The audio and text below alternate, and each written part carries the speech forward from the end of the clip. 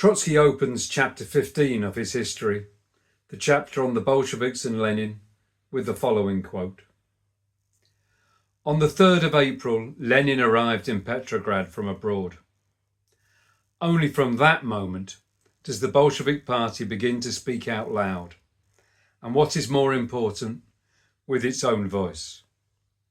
For Bolshevism, the first months of the revolution had been a period of bewilderment and vacillation.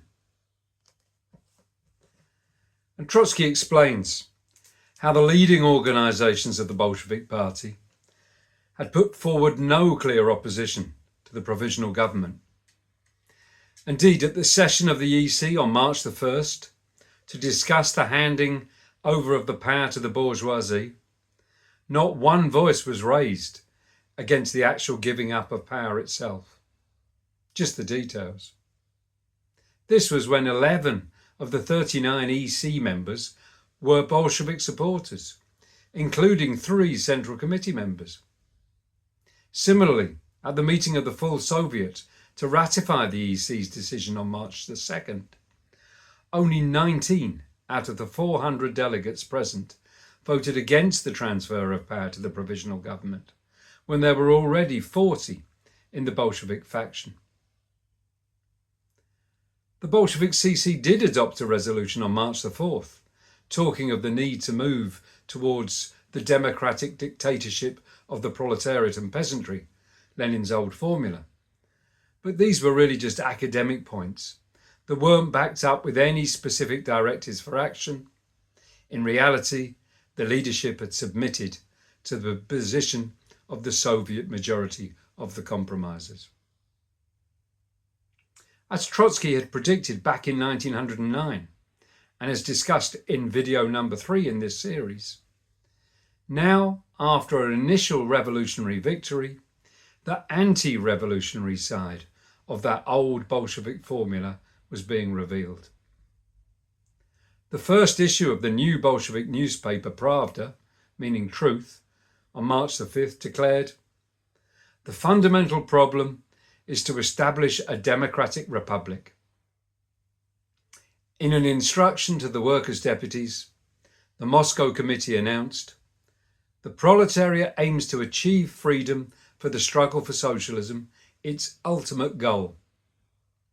Trotsky adds, this traditional reference to the ultimate goal sufficiently emphasises the historic distance from socialism. Farther than this, nobody ventured. The fear to go beyond the boundaries of a democratic revolution dictated a policy of waiting, of accommodation, and of actual retreat before the compromisers. Trotsky, later in the book, makes the point that human thought is conservative, and the thought of revolutionists is at times especially so. The Bolshevik staff in Russia continued to stand by the old formula and regarded the February Revolution, notwithstanding its obvious establishment of 2 incompatible regimes, merely as the first stage of a bourgeois revolution. All the leading Bolsheviks, not one exception is known to us, says Trotsky, considered that the democratic dictatorship still lay in the future.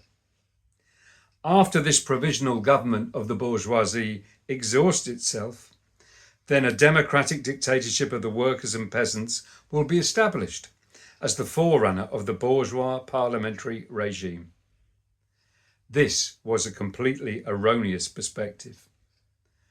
The regime which issued from the February Revolution was not preparing a democratic dictatorship, but was a living and exhaustive proof of the fact that such a dictatorship was impossible.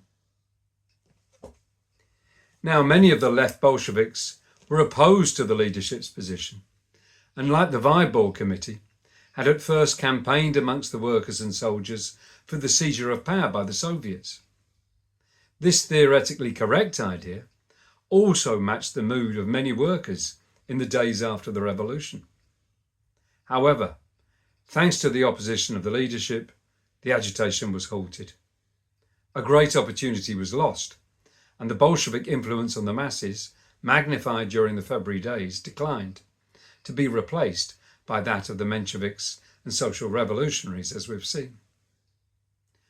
Trotsky says that the left Bolsheviks, especially the workers, tried with all their force to break through this quarantine. But they didn't know how to refute the premise about the bourgeois character of the revolution and the danger of an isolation of the proletariat. They submitted, gritting their teeth, to the directions of the leaders. Now, once the right-wing Bolshevik Kamenev and the energetic but theoretically primitive Stalin returned from exile in mid-March, things grew even worse. They took control over first the party leadership and then the editorial board of Pravda. Stalin, in particular, had no time for any theoretical camouflage and pushed the position of the leadership to its logical, practical conclusions, even urging unity with the Mensheviks, saying, "We will live down petty disagreements within the party." As Trotsky explains, Lenin had already warned in advance about such a casual sweeping aside of the struggle between really Marxism and left reformism. He had written to Petrograd in September 1916, saying, "Conciliationism is the worst thing for the Workers' Party in Russia. Not only idiotism, but ruin to the party. We can rely only on those who have understood the whole deceit involved in the idea of unity and the whole necessity of a split with Trotsky and co, the Mensheviks, in Russia." But Stalin became the Bolshevik representative on the Soviet EC, where, without any theoretical independent position, he became more and more under the influence of the alien ideas of the petty bourgeois compromisers.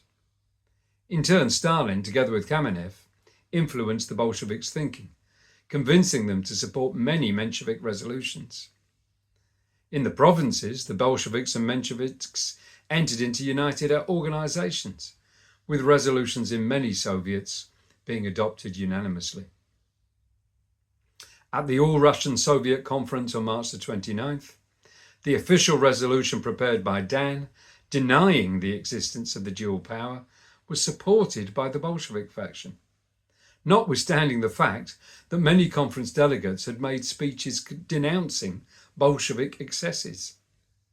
But under its new editorship of Stalin, Kamenev, and another new arrival, Muranov, Pravda declared in an announcement of its new political line that the Bolsheviks would support the provisional government insofar as it struggles against reaction or counter-revolution.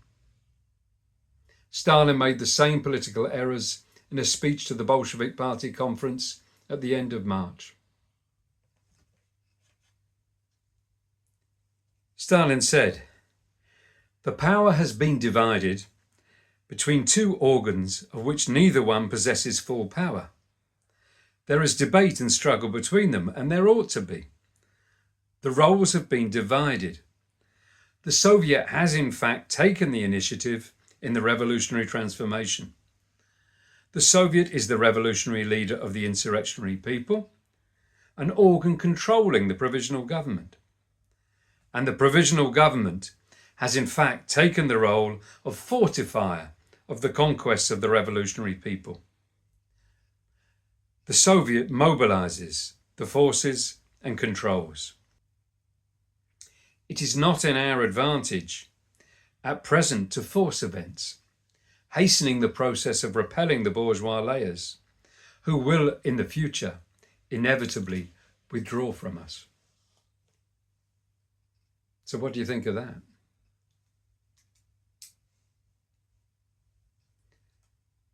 Well, these words from Stalin are absolutely filled with the spirit of Menshevism, of building alliances with the liberal bourgeoisie, of finding some kind of unity of aims of Soviet and provisional government. Now, in fact, Stalin was forced to withdraw his formula of conditional support to the bourgeois government after the official spokesperson of the Soviet, Steklev, unintentionally revealed to the Bolshevik conference the true desires of the provisional government in fortifying the revolution. That is, leaning towards the monarchy, protecting counter-revolutionaries, hoping for annexations after the war, and opposing social reforms. Of course, Trotsky adds, although he eliminated the open mention of support, Stalin did not eliminate support. And in a complete abandonment of Lenin's revolutionary defeatist position on the war, and to the delight of the bourgeoisie and compromisers alike, the new Pravda editors announced that while the German army obeys its emperor, the Russian soldier must stand firmly at his post, answering bullet with bullet and shell with shell. Our slogan is not the meaningless down with war. Our slogan is pressure upon the provisional government with the aim of compelling it to make an attempt to induce all the warring countries to open immediate negotiations. And until then, every man remains at his fighting post. This was just the same excuse that the defensists in the Soviet and the socialist leaders throughout Europe, supposedly socialist, were using to justify their support for the imperialist war. And Shliapnikov later recalled that when the number of Pravda was received in the factories, it produced a complete bewilderment amongst the members of the party and its sympathisers, and a sarcastic satisfaction amongst its enemies.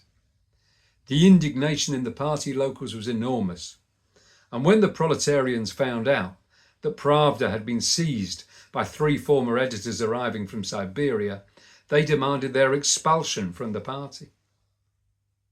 Trotsky adds that Pravda was soon compelled to print a sharp protest from the Vyborg district, saying, if the paper does not want to lose the confidence of the workers, it must and will bring the light of revolutionary consciousness, no matter how painful it may be, to the bourgeois owls.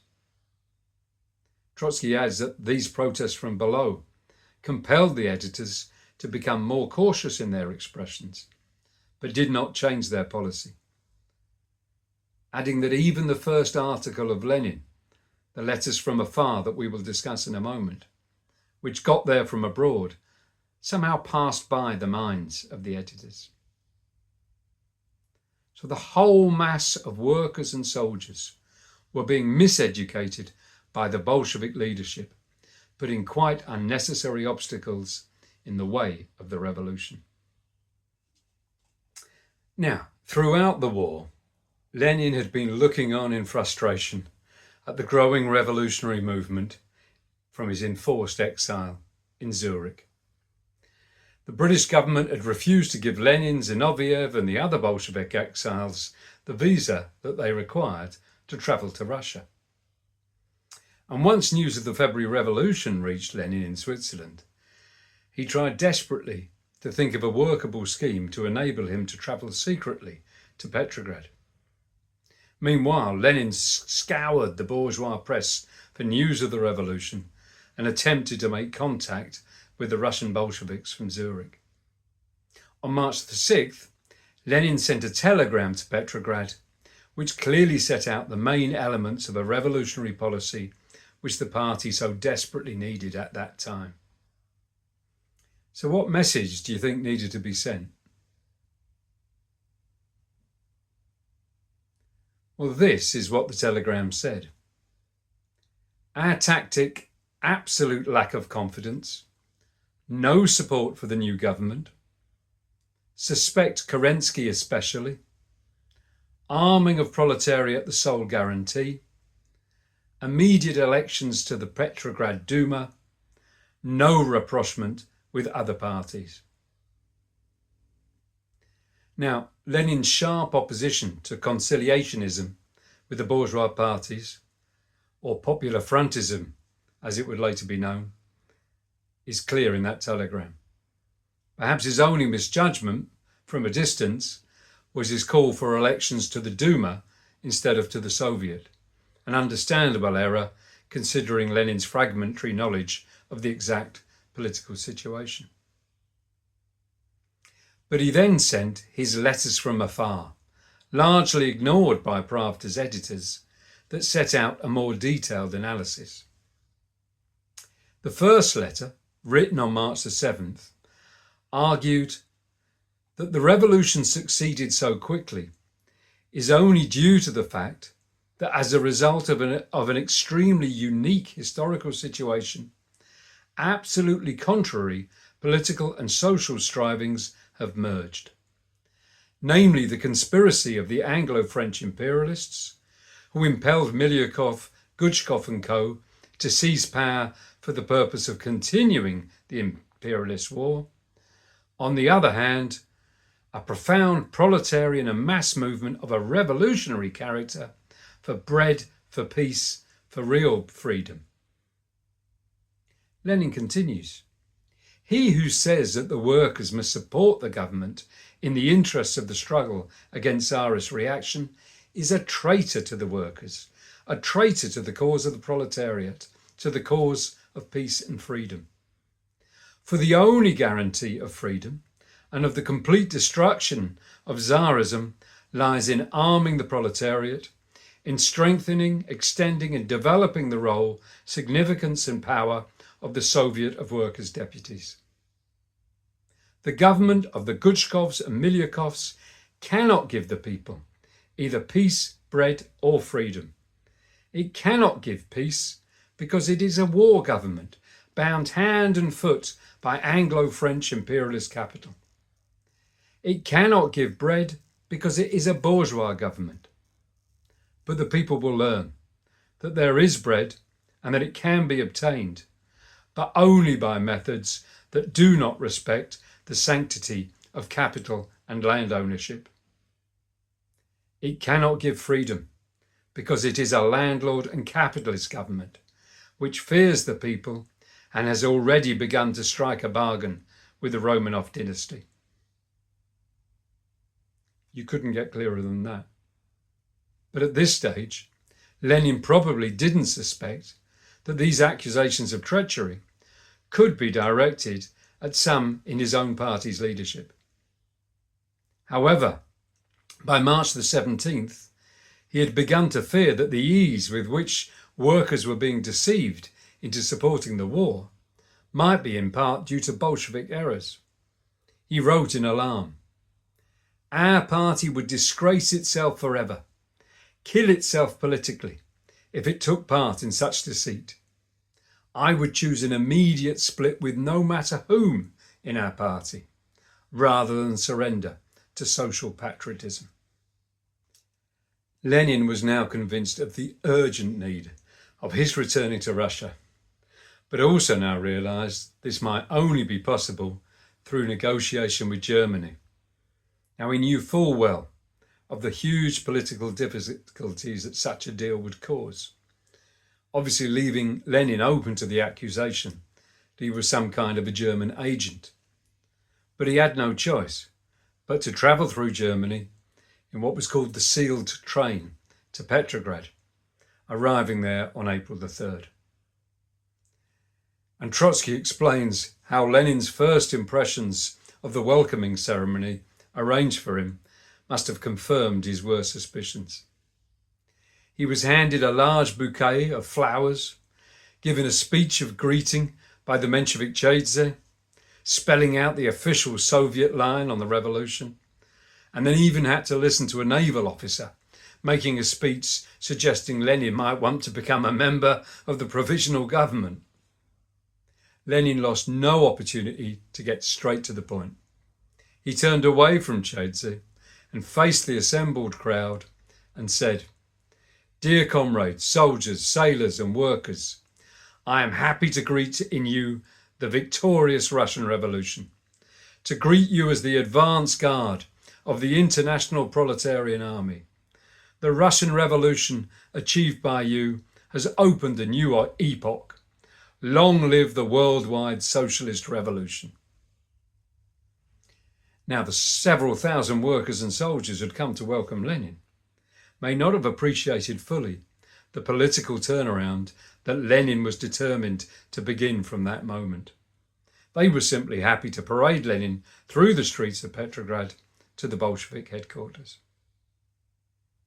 But on arriving at his party's centre, Lenin expanded his brief reply at the station into a 2-hour speech addressed directly to the leading Bolshevik cadres in Petrograd.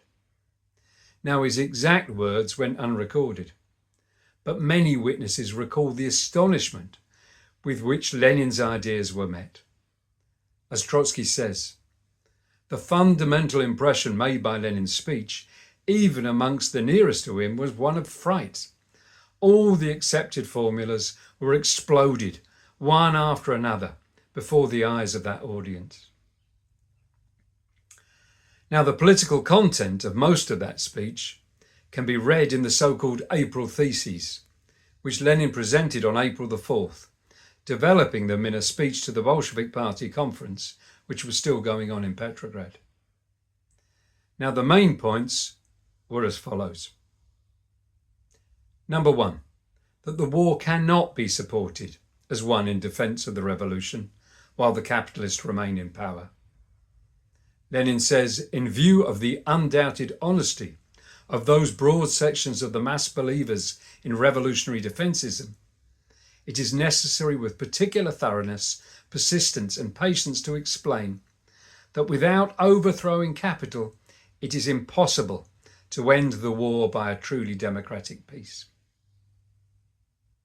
Point 2, Lenin says the specific feature of the present situation in Russia is that the country is passing from the first stage of the revolution, which, owing to the insufficient class consciousness and organisation of the proletariat, placed power in the hands of the bourgeoisie, to the second stage, which must place power in the hands of the proletariat and the poorest sections of the peasantry.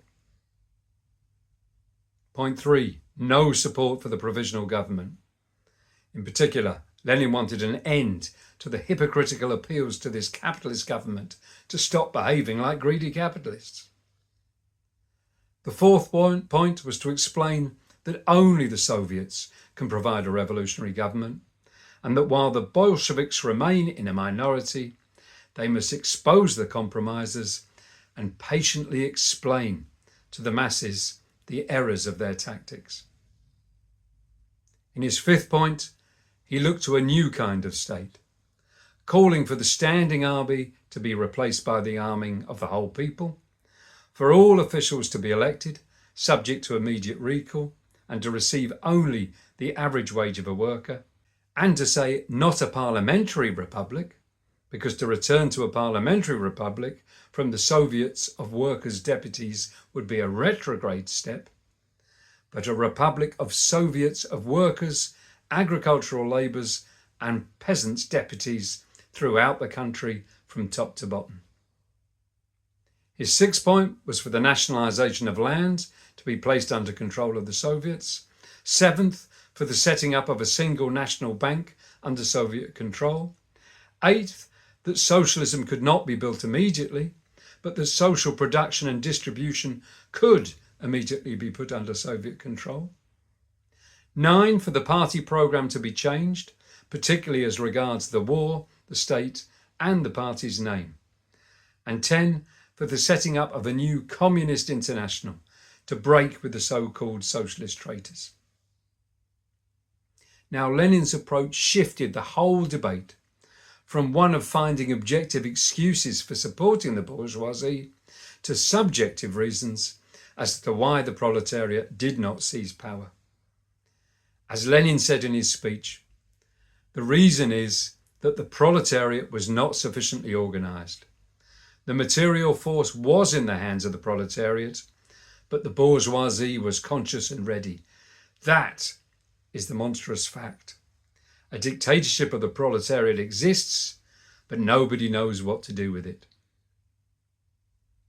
Lenin's speech bewildered his friends and delighted his enemies. As the social revolutionary Zenzinov recalls, his programme at that time was met not so much with indignation as with ridicule. It seemed to everybody so absurd and fantastic. Even his party comrades turned away in embarrassment from him. The old Bolsheviks thought Lenin was out of touch, and his theses found not one single open supporter beyond their author. Kamenev, writing in Pravda on April the 8th, stated, "As for the scheme of Comrade Lenin, it seems to us unacceptable in that it starts from the assumption that the bourgeois democratic revolution is ended and counts upon an immediate transformation of this revolution into a socialist revolution." But Lenin was not afraid to be in a minority at first. As he said in his speech on April the 4th, "Even our Bolsheviks show confidence in this government. Only the fumes of the revolution can explain that. That is the death of socialism. If that's your position, our ways part. I prefer to remain in the minority." Lenin understood that only his policy could succeed. A policy to make the masses, and firstly his own party, conscious of the needs of the new and unexpected post-revolutionary situation.